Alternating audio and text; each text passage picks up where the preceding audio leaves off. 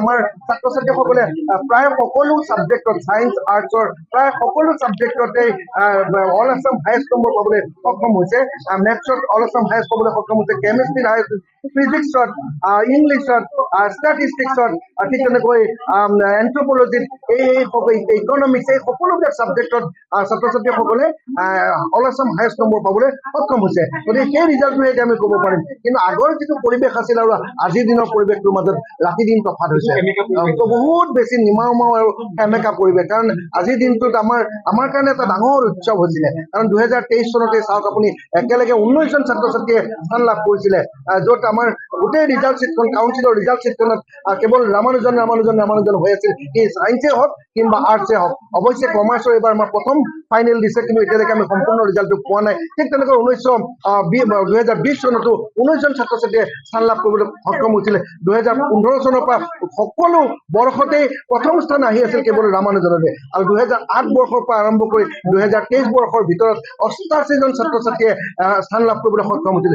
এতিয়া যোৱা বছৰ স্থান নিদিলে, কিন্তু যোৱা বছৰ স্থান নিদিলে যদিও আমি যেতিয়া প্ৰদৰ্শন ছাত্ৰ সন্থাই অভিনন্দন অনুষ্ঠান অনুষ্ঠিত কৰিছিল, তাত আমি গোটেই অল আছামৰ যিটো ৰিজাল্ট দেখিছিলো, সেই ৰিজাল্টৰ ক্ষেত্ৰত আমাৰ 20 জনকৈ ছাত্ৰ ছাত্ৰীয়ে যোৱা বছৰ আমাৰ স্থান লাভ কৰিলেহেঁতেন বা স্থান দিয়া হলে স্থান পালেহেঁতেন, কিন্তু স্থান দিয়া নাই। গতিকে এইটো নিশ্চয় অভিজ্ঞ যিসকল শিক্ষা বিষয়ে তেওঁলোকে NEP-ৰ মতে এটা সিদ্ধান্ত লৈছে আৰু আমি মানি লৈছো।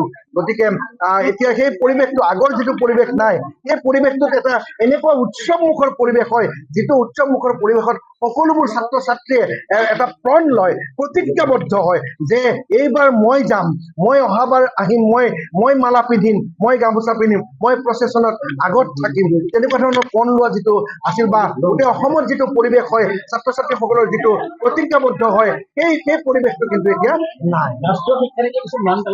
ৰাষ্ট্ৰীয় শিক্ষানীতি যিহেতু এতিয়া কথাটো অলপ আহি গ'ল, যে ৰাষ্ট্ৰীয় শিক্ষানীতিৰ ক্ষেত্ৰত অৱশ্যে সেই কথাটো লাগু হোৱাৰ কাৰণে এই ৰেংকটো উঠাই দিবলৈ বাধ্য হৈছে। যোৱা বছৰৰ পৰা আচলতে আমাৰ সেই উদুলি পৰিৱেশটো অকণমান সেৰেঙা হৈ গৈছে।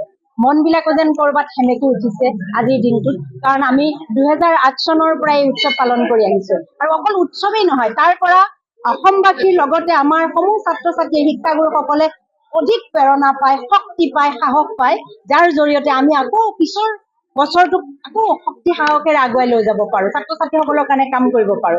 কিন্তু এতিয়া সেই পৰিৱেশটো অকণমান হেৰাই গৈছে। হয়তো আমাৰ বুদ্ধিজীৱীসকলে, শিক্ষাবিদসকলে, আমাৰ শিক্ষা জগতৰ ব্যক্তিসকলে এটা সিদ্ধান্ত লৈছে, আৰু আমিও সেই সিদ্ধান্তটোক মানি লৈছো। হয়তো ৰূপান্তৰে জগত সুন্দৰ কৰে, সেই আদৰ্শৰে তেওঁলোকে এটা নতুন পদ্ধতিৰে শিক্ষা ব্যৱস্থাটোক আগুৱাই লৈ যাব বিচাৰিছে, আৰু তাক আমি সদায় স্বাগতম জনাম বা জনাইছো। অসমবাসীৰ আশীৰ্বাদ আমি সদায় শিৰত লৈ আগবাঢ়ি যাম বুলি আমি পণ লৈছো। গতিকে আমাৰ ছাত্ৰ ছাত্ৰীসকলে আগৰ পৰাই ভাল কৰি আছে, এইবাৰো ভাল কৰিছে, 96, 97 বা অল আছাম হায়েষ্ট বহুকেইটা ছাবজেক্টত পাইছে। গতিকে সেই পাৰ্চেণ্টেজৰ মানদণ্ডটো হেৰাই নাযায়। যদিও স্থান বুলি, অসমৰ স্থান বুলি দিয়া নাই, কিন্তু পাৰ্চেণ্টেজৰ মানদণ্ডটো হেৰাই নাযায়। তেওঁলোকে সেই মানদণ্ডৰে ভৱিষ্যত জীৱনৰ কাৰণে আগুৱাই যাব। অসমৰ আজি ৰামানুজনৰ সন্তান আমেৰিকাত আছে, ঈশ্বৰত আছে, চন্দ্ৰযান 3 লগত জড়িত হৈ আছে আমেৰিকাৰ আমাৰ ৰামানুজনৰ সন্তান। গতিকে এই কথাবিলাকে আমাক অধিক প্ৰেৰণা দিয়া আৰু তেনেকে আগবাঢ়ি যাবৰ কাৰণে। তথাপি কেতিয়াবা কিন্তু অকণমান দুখ লাগে, কিবা কাৰণত আমাৰ 20 জনলৈকে স্থান পাইছে। যোৱা বছৰ যদি দিলেহেঁতেন 20 জন হলহেঁতেন।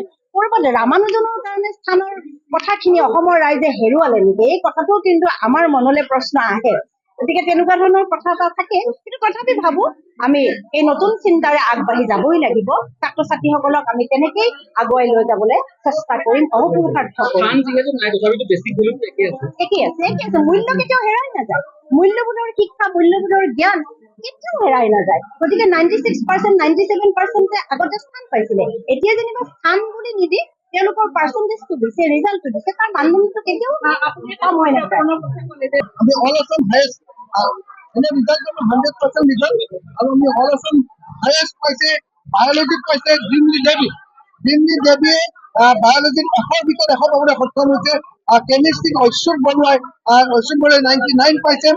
ইংলিছত ৰিতিশ শৰ্মাই 99 পাইছে, অল আছাম হায়েষ্ট। আৰাধনা খাতুনে 99, আকাংক্ষা বৰা 99, জেবা ফাৰিহা 99, পাৰিজাত ঘোষে ৰজত ঘোষে 99, অনিন্দিতা দেৱীয়ে 99 পাইছে। এইকেইটা ইংলিছত পাইছে এইকেইজনে। আৰু মেথছত 5জনে অনাৰ্চত আছে। হায়েষ্ট পাইছে অচ্যুত বৰুৱাই 100 ভিতৰত 100 পাইছে, বিভুৰঞ্জন দাসে 100 ভিতৰত 100 পাইছে, আফতাব আলী 100 ভিতৰত 100 পাইছে, আদিত্য অনুপম কোঁৱৰে 100 ভিতৰত 100 পাইছে, আৰু জোনাক্ষী চন্দিলৈ 100 ভিতৰত 100। এই 5জনে মেথছত অল আছাম হাইস্ট পাবলৈ সক্ষম হৈছে।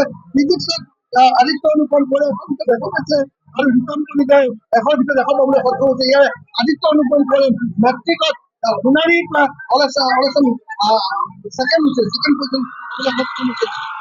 এনথ্ৰপলজিত এবাৰ দীক্ষিত ভাগৱতীয়ে অভাৰঅল 96.2% পাইছে, আৰু এনথ্ৰপলজিত 99 নম্বৰে অসমৰ ভিতৰত সৰ্বোচ্চ নম্বৰ পাবলৈ সক্ষম হৈছে।